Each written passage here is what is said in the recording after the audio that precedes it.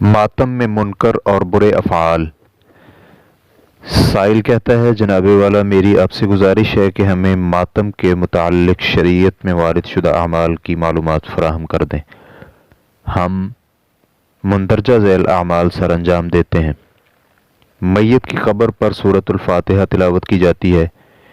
3 या उससे ज़ायद अय्याम ताज़ियत की जाती है और मातम में हम खाते पीते हैं और हर एक से 25 रियाल जमा करके मैयत के अहल व अयाल को दिए जाते हैं। वफ़ात के 3 अय्याम में बकरा वगैरह ज़बह किया जाता है। बुलंद आवाज़ में ला इलाहा इल्लल्लाह पढ़कर कैंकरियाँ मैयत की कब्र पर रखी जाती हैं। औरतें बुलंद आवाज़ से बैन और सीना को भी करती हैं और मैयत के महासिन ज़िक्र करती हैं और मैयत के सोग में स्याह और खुरदरा लिबास ज़ेब तन करती हैं। इद्दत के अय्याम में औरतें बज़ाते खुद कोई काम मसलन खाना तैयार करना और आदतन घरेलू काम काज नहीं करती। बराह करम रहनुमाई फरमा दें। अल्हम्दुलिल्लाह वस्सलातु वस्सलामु अला रसूलिल्लाह।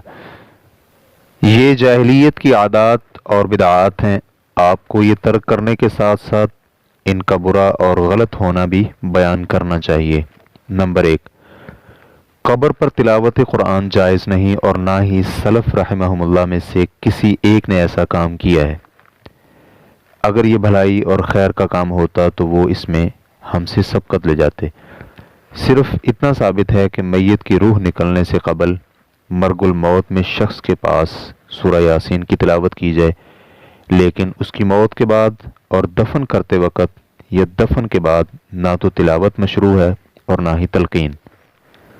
नंबर 2, रही ताज़ियत तो ये सुन्नत है लेकिन मातम में नहीं, बल्कि हर जगह अहले मैयत से ताज़ियत की जा सकती है और इनके जमा होने में कोई हर्ज नहीं। इनका मकसद ताज़ियत हो और खाने के लिए जमा ना हो, बल्कि अहले मैयत के लिए खाना तैयार किया जाए तो उनके लिए काफ़ी हो। और लोगों के लिए खाना तैयार करना मकरूह है। नंबर 3, हर एक शख्स से जो पैसे जमा किए जाते हैं उसकी कोई ज़रूरत नहीं, लेकिन अगर अहले मैयत फ़ुक़रा और मोहताज हैं तो उनके लिए ज़कात हलाल है। नंबर 4, ये ज़बह जायज़ नहीं, चाहे वो मैयत के माल से हो या किसी दूसरे के माल से, लेकिन अगर अहले मैयत के लिए खाना तैयार किया जाए, चाहे बकरा ज़बह करके या एक से ज़ायद बकरा हो, तो इसमें कोई हर्ज नहीं। नंबर 5, कैंकरियाँ जमा करना और जमा करते वक़्त ज़िक्र करना और उन्हें मैयत की कब्र पर रखना बिदअत है। इसे तर्क करना चाहिए और लोगों को इससे रोकना वाजिब है। नंबर 6, मातम और सीना को भी और बुलंद आवाज़ से रोना और मैयत के महासिन ज़िक्र करना बिदअत और जाहिलियत के अफ़आल में शामिल होता है। हदीस में वारिद है, जिसने सीना को भी की और कपड़े फाड़े और जाहिलियत की आवाज़ लगाई तो वह हम में से नहीं। सही बुखारी हदीस नंबर 1294, फ़तहुल बारी जिल्द नंबर 3 सफ़ा नंबर 163। सही मुस्लिम हदीस नंबर 103, मुस्नद अहमद जिल्द नंबर 1 सफ़ा नंबर 442। नंबर 7, मैयत के सोग में स्याह लिबास ज़ेब तन करना भी बिदअत है।